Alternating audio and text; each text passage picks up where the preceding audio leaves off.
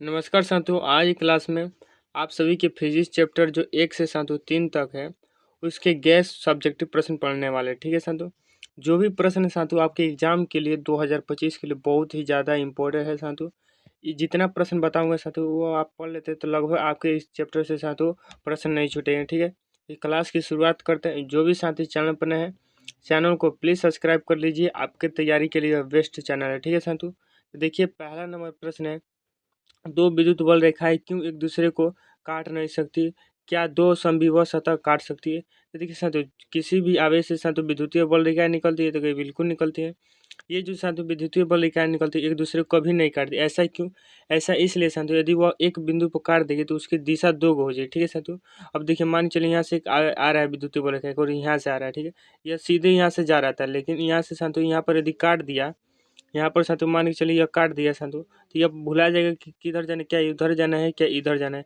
इसी कारण साथियों एक दूसरे को कभी नहीं काटती है। ठीक है, समझिए। और दो समविभव सतह भी एक दूसरे को कभी नहीं काटती, ये याद रखिएगा। ठीक है, इसी तरह आपको एग्जाम में लिख देना है कि दो विद्युतीय बल रेखाएं एक दूसरे को कभी नहीं काटती है, क्योंकि यदि वह काटती है तो उस बिंदु पर दो परस्पर रेखाएं हो जाएगी। ठीक है, दो स्पर्श रेखाएं हो जाएगी। ठीक है साथियों, हो जाएगी, अतः उस बिंदु पर दो विद्युतीय क्षेत्र की दिशा हो जाएगी, जो संभव नहीं है। ठीक है साथियों, जो संभव नहीं है। आज दो समविभव सतह भी नहीं काटती है। ठीक है साथियों, दो समविभव सतह भी एक दूसरे को नहीं काटती है, आपको याद रखना है। ठीक है, आप सभी के एग्जाम के लिए बहुत ही ज़्यादा ये इम्पोर्टेंट है। ठीक है साथियों, तो देखिए अगला प्रश्न क्या है, 2 नंबर प्रश्न है साथियों, जो आपके एग्जाम के लिए बहुत ही ज़्यादा इम्पोर्टेंट है। विद्युत द्विध्रुव आघूर्ण को परिभाषित करता था, इसका SI मात्रक लिखे। ठीक है साथियों, तो देखिए विद्युत द्विध्रुव आघूर्ण क्या होता है, तो जो द्विध्रुव होता है साथियों, उसका द्विध्रुव के किसी एक आवेश को लीजिए, मान चलिए हम प्लस का आवेश मतलब एक आवेश लिए।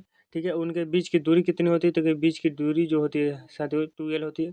इनके बीच की दूरी से क्या गुणा कर दिया, तो इसी का कहा जाता है साथियों वैद्युत द्विध्रुव आघूर्ण कहा जाता है। इसे P या M द्वारा सूचित किया जाता है। ठीक है, P या M द्वारा सूत्र सूचित किया जाता है।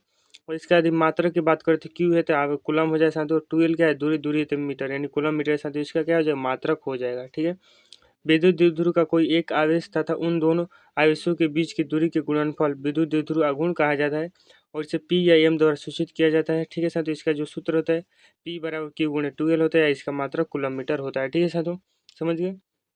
अब देखिए 3 नंबर प्रश्न क्या है।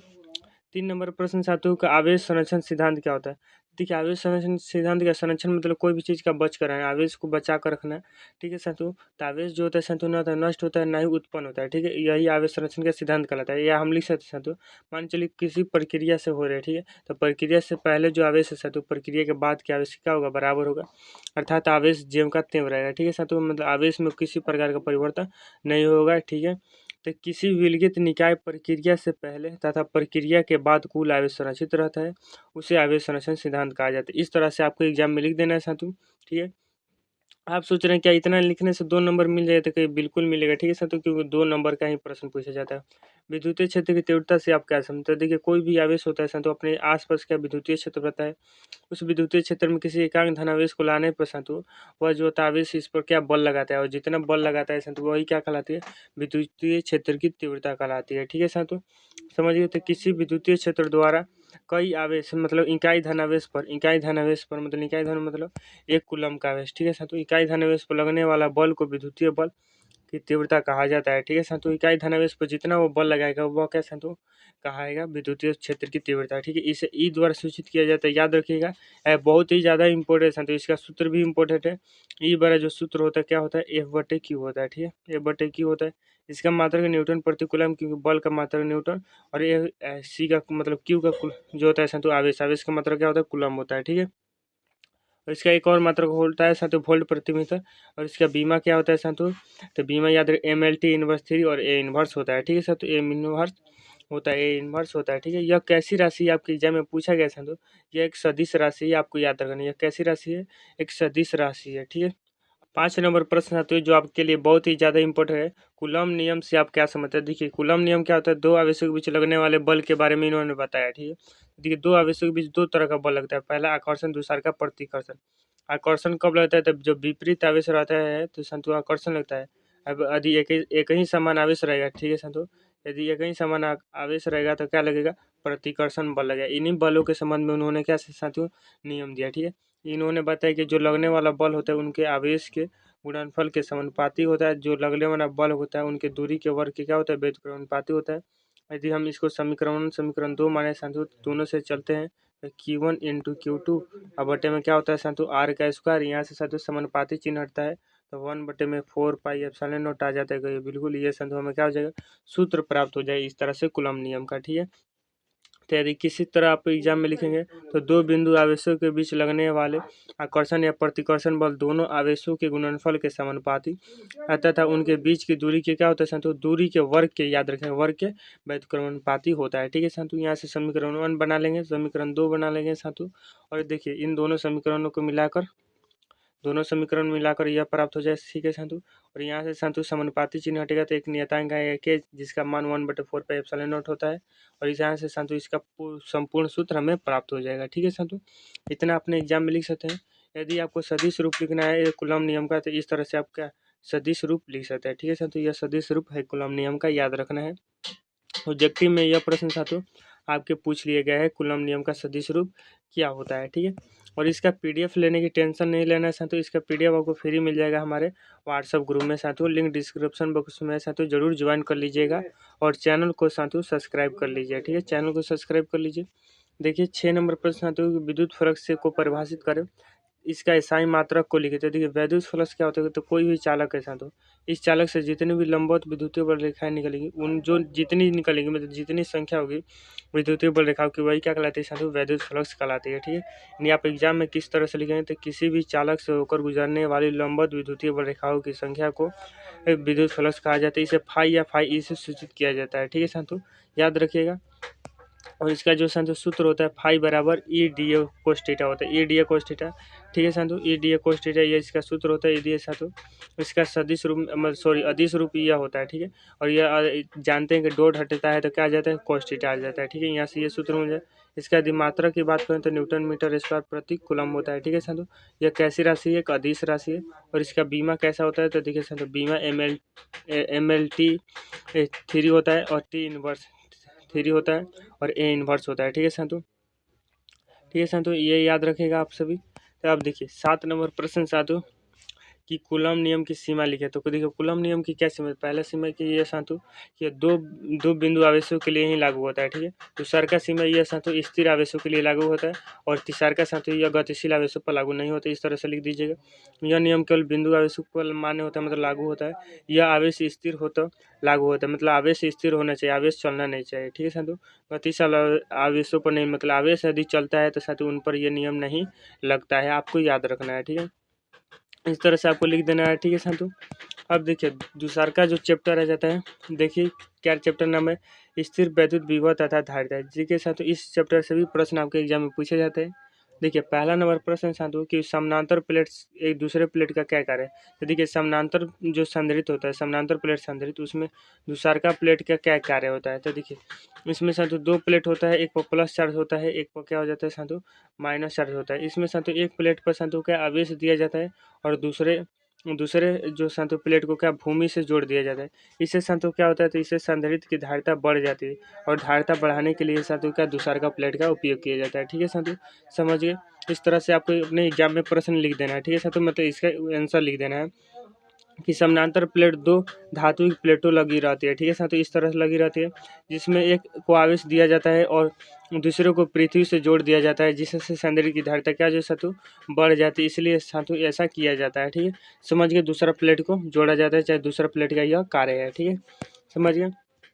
देखिए 2 नंबर प्रश्न साथियों, 2 नंबर प्रश्न की वायुमंडल वैद्युत उदासीन नहीं होता है क्यों। तो देखिए वायुमंडल में बहुत सारे धूल कण रहते हैं, बहुत सारी गैसें रहती है, इन पर साथियों जब प्रकाश की किरणें पड़ती है तो आयनीकृत हो जाती है। इसी कारण साथियों जो वायुमंडल होता है वैद्युत उदासीन नहीं होता है। ठीक है, वैद्युत उदासीन नहीं होता है। ठीक है साथियों, आपको याद रखेगा वायुमंडल वैद्युत उदासीन नहीं होता है, समझिए। तो वायुमंडल में धूल कण तथा कई सारी गैसें मौजूद रहती है, जिन पर सूर्य की किरणें टकराने पर यह आयनीकृत हो जाता है, मतलब इनमें आयन उत्पन्न हो जाता है। ठीक है साथियों, और उदासीन होने के लिए आयनीकृत होना चाहिए। ठीक है, उदासीन नहीं होने के लिए साथियों आयनीकृत होना चाहिए। ठीक है, यदि उदासीन हो जाएगा तो उस पर आवेश ही नहीं रहेगा। ठीक है, समझ गए। अतः वायुमंडल वैद्युत उदासीन नहीं होता है। ठीक है साथियों, समझ गए। इस तरह से अपने एग्जाम में साथियों प्रश्न को लिख देना है। अब देखिए 3 नंबर प्रश्न साथियों कि चालक की धारिता से आप क्या समझते हैं। देखिए चालक की धारिता क्या होती है, तो धारिता होती है साथियों चालक के आवेश को संचित करने की जो क्षमता होती है, आवेश को संचित करने की जो क्षमता होती है साथियों धारिता कहलाती है। ठीक है, तो किसी चालक द्वारा आवेश संचित करने की क्षमता चालक की धारिता कहा जाता है। ठीक है साथियों, याद रखना है आपको। ठीक है, अब देखिए 4 नंबर प्रश्न साथियों क्या है, समझ में आ रहा है तो साथियों वीडियो को लाइक कर दीजिए और चैनल को सब्सक्राइब न किया तो सब्सक्राइब कर लीजिए। ठीक है, अब देखिए 4 नंबर प्रश्न साथियों की संधारित्र की धारिता किन बातों पर निर्भर करती है, लिखे। तो देखिए संधारित्र की धारिता 2 बातों पर निर्भर करती है, उनके प्लेटों के बीच जो माध्यम रहता है, माने माध्यम की विद्युतशीलता रहता है उनके, और प्लेटों के क्षेत्रफल पर भी क्या निर्भर करते हैं। ठीक है, चाहे समानांतर प्लेट संधारित्र गोलीय चाहे बेलनाकार। ठीक है साथियों, तो देखिए प्लेटों के माध्यम के विद्युतशीलता पर मतलब संधारित्र प्लेटों के क्षेत्रफल पर भी निर्भर करते हैं। ठीक है साथियों, ये संधारित्र की धारिता इन 2 बातों पर निर्भर करती है, आपको अपने एग्जाम में लिख देना है साथियों। अब देखिए 5 नंबर प्रश्न साथियों कि समविभव पृष्ठ से क्या होता है। ठीक है, तो देखिए समविभव पृष्ठ क्या होता है, तो देखिए कोई ऐसा पृष्ठ जिसके सभी जगह साथियों विभव का मान क्या होता है साथियों समान होता है, उसे क्या समविभव कहा जाता है। देखिए परिभाषा निकालेंगे तो सबसे सम मतलब क्या होता है साथियों बराबर, विभव मतलब क्या होता है साथियों विभव, यानी जो बराबर विभव होता है सभी जगह वही क्या कहलाता है, उसी पृष्ठ को समविभव पृष्ठ कहा जाता है। ठीक है साथियों, लिख दीजिए अपने एग्जाम में। तो वैसा पृष्ठ जिसके सभी बिंदुओं पर विभव का मान समान हो उसे समविभव कहा जाता है। ठीक है साथियों, समविभव कहा जाता है। यदि आपके एग्जाम में साथियों समविभव पृष्ठ के गुण लिखने का यदि पूछ लिया जाए तो आपको लिखना कैसा है, तो लिखना है साथियों कि समविभव के एक बिंदु से दूसरे बिंदु तक जाने में विभवांतर शून्य हो। तो मतलब देखिए ये समविभव, ये यहाँ से मान चलिए यहाँ से आप यहाँ जा रहे हैं, तो यहाँ पर साथियों विभवांतर क्या हो 0, लेकिन विभव क्या रहेगा। ठीक है साथियों, विभव रहेगा लेकिन विभव का मान शून्य नहीं होता, मतलब विभव रहता है। ठीक है साथियों, विभवांतर शून्य होता है, आपको याद रखना है। समविभव पृष्ठ एक बिंदु से दूसरे बिंदु तक आवेश ले जाने में कार्य क्या होता है, सूर्य होता है। मान के चलिए संतुलित समविभव पृष्ठ यहाँ से संतुलित यहाँ से आप क्या आवेश ले जा रहा है। ठीक है, आवेश क्यों आवेश ले जा रहे हैं, तो यहाँ से ले जाने में आपको कोई भी कार्य नहीं करना पड़ेगा। ठीक है, विद्युतीय बल रेखाएं समविभव सतह के अभिलंबवत होती है, मतलब लंबवत होती है। ये मान चल समविभव सतह इसे हमेशा क्या विद्युतीय बल रेखाएं 90 डिग्री पर निकलेंगे, लंबवत निकलेगा। ठीक है साधु, 4 नंबर प्रश्न मतलब चौथा आप गुण लिख सकते थे कि एक बिंदु आवेश के लिए समविभव पृष्ठ संकेंद्रीय गोलीय, तो मान चलिए एक बिंदु आवेश प्लस है तो इसके लिए क्या होगा गोलीय होगा। ठीक है तो गोलीय होगा, क्या होता है समविभव पृष्ठ। ठीक है तो प्लस क्यों रहेगा तो बाहर की ओर हो जाएगा, और माइनस रहेगा तो अंदर की ओर हो जाएगा। ठीक है तो ये याद रखिएगा। ठीक है, जैसा कि आप देख सकते हैं यहाँ पर संतु ये प्लस क्यू आवेश के लिए और माइनस क्यू आवेश के लिए है। ठीक है संतु, समझ गए। अब चलिए आगे बढ़ते हैं। आगे संतु तीसरा का नंबर चैप्टर आता है, तीसरा का नंबर चैप्टर है साथियों विद्युत धारा चैप्टर, जो साथियों काफ़ी इंपॉर्टेंट चैप्टर है। इस चैप्टर से साथियों प्रश्न पूछे जाते हैं आपके एग्जाम में। तो देखिए पहला नंबर प्रश्न साथियों प्रतिरोधकता को परिभाषित करता था, इसका व्यंजक मात्रक लिखे। ठीक है सर, तो व्यंजक मात्रक लिखे प्रतिरोधकता का आपसे पूछा जाता है एग्जाम में। ठीक है सर, तो देखिए प्रतिरोधकता साथियों क्या होता है, तो देखिए मान के चलिए जो प्रतिरोध होता है साथियों वो समानुपाती होता है एल के। ठीक है, ये जो प्रतिरोध होता है साथियों व्युत्क्रमानुपाती होता है 1/, मतलब अनुप्रस्थ का क्षेत्रफल यदि दोनों को मिलाएंगे तो समानुपाती आ जाएगा साथियों, एल बाई क्या आ जाएगा ए आ जाएगा, तो बिल्कुल आ जाएगा। यहाँ से समानुपाती चिन्ह हटता है तो यहाँ पर साथियों नियतांक आ जाता है जिसे रो कहा जाता है। ठीक है, और रो एल बटे में क्या होता है साथियों ए हो जाता है। ठीक है, ये हो जाता है, याद रखिएगा। अब देखिए यहाँ से साथियों ये रो क्या है, यही रो साथियों प्रतिरोधकता है। ठीक है, यही रो क्या कहलाता है प्रतिरोधकता कहलाता है, आपको याद रखना है। यही रो क्या कहलाता है साथियों प्रतिरोधकता कहलाता है। ठीक है, यदि प्रतिरोधकता का सूत्र निकालेंगे साथियों तो निकल जाएगा आर ए बटे में क्या निकल जाएगा साथियों एल निकल जाएगा, यही क्या कहलाता है प्रतिरोधकता कहलाता है। ठीक है साथियों, लिख सकते हैं अपने एग्जाम में। ये कैसे आप प्रश्न का उत्तर लिखिएगा कि एकांक लंबाई जिसके अनुप्रस्थ काट का क्षेत्रफल भी एकांक हो, तो यहाँ पर साथियों एक लाइन लिखिएगा। तो उस समय जो प्रतिरोध होता है साथियों चालक का, उस समय जो प्रतिरोध है चालक का उसे प्रतिरोधकता कहा जाता है। कहिए कैसे, तो देखिए साथियों यहाँ पर देख सकते हैं आप सभी। तो देखिए हमारा प्रतिरोधकता इक्वल जो सूत्र आता है साथियों रो इक्वल आर ए बटे में क्या आता है साथियों एल आता है। ठीक है, तो देखिए अनुप्रस्थ काट क्षेत्रफल क्या है साथियों एकांक। ठीक है, तो यानी ए क्या है साथियों एक है, यानी आर ए क्या हो जाएगा एक हो जाएगा, यहाँ पर एक लिखेंगे। Thank you. अब देखिए लंबाई भी एकांक, मतलब लंबाई के मान भी एक, यानी साथियों रो इक्वल क्या आ जाएगा साथियों आर आ जाएगा। ठीक है, तो मतलब उस समय जो साथियों प्रतिरोध होगा वही क्या कहलाएगा प्रतिरोधकता कहलाएगा। इस तरह से आप परिभाषा लिख सकते हैं। ठीक है साथियों, तो प्रति एकांक लंबाई जिसका अनुप्रस्थ काट का क्षेत्रफल भी एकांक हो उसे प्रतिरोधकता, यहाँ पर साथियों एक लाइन लिख दिए तो उस समय जो प्राप्त प्रतिरोध होता है प्रतिरोधकता कहलाता है। इतना लिख दीजिएगा। ठीक है, ये जो सूत्र होता है साथियों आपने हमें प्राप्त करके आपको दिखाई दिया साथियों। ये देखिए, अब देखिए इसका जो मात्रक कैसे लिखें। देखिए हम जानते हैं साथियों, हम क्या जानते हैं, हम जानते हैं कि देखिए ये जो आर है क्या है, प्रतिरोध, प्रतिरोध का मात्रक ओम, ए क्या है साथियों क्षेत्रफल, क्षेत्रफल का मीटर स्क्वायर, एल क्या है लंबाई, लंबाई का मीटर यानी एल मीटर से मीटर का यानी ओम मीटर साथियों बच जाएगा इसका मात्रक। ठीक है, ओम मीटर साथियों हम लोगों का क्या है साथियों इसका मात्रक हो जाएगा। ठीक है, समझ गए। अब देखिए 2 नंबर प्रश्न है साथियों, किरचॉफ का प्रथम नियम लिखे। किरचॉफ का प्रथम तथा द्वितीय नियम साथियों बहुत ही ज़्यादा इंपॉर्टेंट है आपके एग्जाम के लिए। देखिए किरचॉफ ने क्या है, इस नियम को साथियों संधि नियम कहा जाता है। इस नियम में उन्होंने बताया कि किसी बिंदु पर आने वाली तथा जाने वाली जो जो साथियों आने वाली तथा जाने वाली जो विद्युत धारा का योग होता है साथियों, विद्युत धारा का योग कितना होता है, शून्य होता है। ठीक है, शून्य होता है इन्होंने बताया। ठीक है, यानी लिख सकते हैं साथियों किसी बिंदु पर आने वाली धाराओं का बीजगणितीय योगफल क्या होता है, शून्य होता है। देखिए इसमें जो आने वाली धारा होती है उसको प्लस लिया जाता है, जाने वाली धारा को माइनस लिया जाता है। ठीक है, तो किसी बिंदु की ओर आने वाली धाराएं धनात्मक तथा जाने वाली धाराएं क्या होती है, ऋणात्मक होती है, याद रखना है। और किरचॉफ के प्रथम नियम को साथियों आवेश संरक्षण का नियम भी कहा जाता है, आपको याद रखना है। ठीक है साथियों, इसको कौन सा नियम कहा जाता है, आवेश संरक्षण का नियम कहा जाता है। ठीक है, अब देखिए तीसरा नंबर प्रश्न साथियों कि किरचॉफ का द्वितीय नियम। तो देखिए किरचॉफ का द्वितीय नंबर क्या बताया, तो किसी भी बंद परिपथ के अंदर साथियों जो भीतर वोल्टेज होता है क्या होता है, शून्य होता है, मैंने उसका बीजगणितीय योगफल क्या होता है, शून्य होता है। तो किसी भी बंद परिपथ के भीतर वोल्टेज का बीजगणितीय योगफल क्या होता है, शून्य होता है। और इस नियम को साथियों क्या कहा जाता है, ऊर्जा संरक्षण का नियम कहा जाता है। ठीक है, याद रखिएगा। अब देखिए 4 नंबर प्रश्न साथियों, 4 नंबर प्रश्न है कि विभव मापी का उपयोग। तो देखिए विभव मापी का उपयोग आपके एग्जाम में पूछ लिया जाए लिखने के लिए, तो आप लिखिएगा सेल का विद्युत वाहक बल ज्ञात करने के लिए, सेल के आंतरिक प्रतिरोध ज्ञात करने के लिए, दो प्रतिरोधों की तुलना करने में और अज्ञात धारा का तुलना करने में। ठीक है, मतलब अज्ञात धारा का मान निकालने में भी इसका साथियों का उपयोग किया जाता है। पहले विद्युत वाहक बल के ज्ञात करने के लिए, आंतरिक प्रतिरोध के लिए और प्रतिरोधों की तुलना में। ठीक है साथियों, अज्ञात धारा को भी ज्ञात करने में इसका प्रयोग किया जाता है। ठीक है, इस तरह से लिख सकते हैं साधु। धारा घनत्व तो क्या होता है, देखिए धारा घनत्व तो क्या होता है, तो देखिए धारा घनत्व तो जे इक्वल सूत्र होता है आई बटे में क्या साधु ए।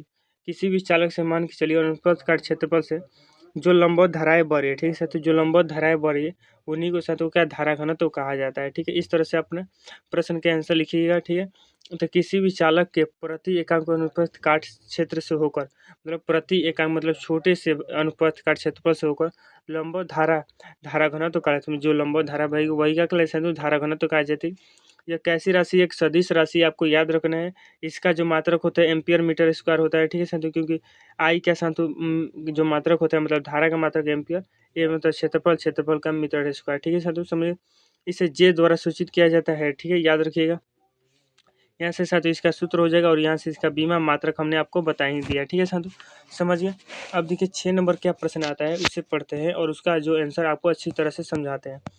देखिए 6 नंबर प्रश्न साथियों कि अनुगमन वेग या प्रवाह वेग, संवहन वेग क्या होता है, जो आपके एग्जाम में पूछा भी जाएगा। ठीक है साथियों, तो देखिए कोई भी चालक होता है उसमें क्या होता है, मुक्त इलेक्ट्रॉन होता है। मुक्त इलेक्ट्रॉन जो साथियों जैसे तैसे गति करता है, यानी यादृच्छ गति करता है। ठीक है, यादृच्छ गति करते हैं और कब करते हैं, जब ये साथियों जब से ये साथियों कि विद्युतीय क्षेत्र का अनुपस्थिति, मतलब विद्युतीय क्षेत्र नहीं रहता है। जैसे ही साथियों ये विद्युतीय क्षेत्र में जाते हैं, ये निश्चित वेग से निश्चित दिशा में गति करने लगते हैं और उस समय जो इनका वेग होता है उसी वही को साथियों अनुगमन वेग कहा जाता है। ठीक है, याद रखिए। तो किसी चालक का बाह्य विद्युतीय क्षेत्र की उपस्थिति में पाए जाने वाले मुक्त इलेक्ट्रॉन निश्चित वेग तथा निश्चित दिशा में गति करने लगते हैं। इस वेग को अनुगमन वेग कहा जाता है। इसे VD द्वारा सूचित किया जाता है अनुगमन वेग को।